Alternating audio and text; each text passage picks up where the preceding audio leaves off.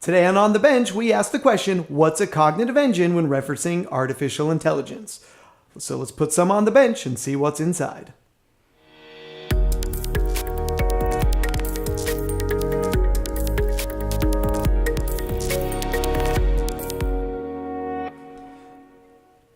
All right, so cognitive engines are the pieces that are living inside of these artificial intelligence platforms we've been using. So today up on screen, we've brought in Veritone. We're going to show you how Veritone uses those cognitive engines in their platform to sort through all the different engines that exist out on the universe right now. All right, so first, if we look at their platform, they currently have about 100 and, wait for it, 84 engines available inside their platform. That's 184 different AI engines that are running all under one umbrella, which is what makes them such a great platform to use. I don't have to individually go out to all these different places to upload my media to get the access to all these engines. I only have to do it once.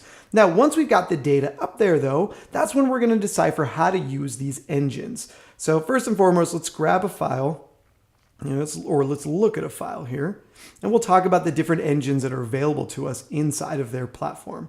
All right, so if I click into this file, and then I'm going to find up here run process, this is going to take us to the engines that are available right now. So if we break these down, there's about 9 different categories or 10 different categories for these cognitive engines.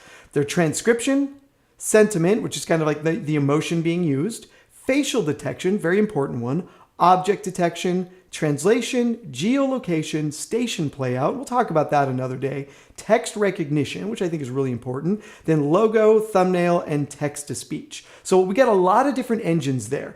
Within these engines, there are actually multiple layers underneath them, meaning that while we only see one cognitive workflow here for transcription, there's actually about 10 or 15 different transcription-based engines, AI engines, that are living under the hood there. And what Veritone is doing is they're actually deciphering what's the best one to use.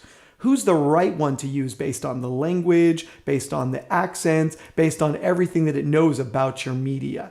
So then we've got our sentiment ones, our facial detection, same thing there. We can build libraries of content.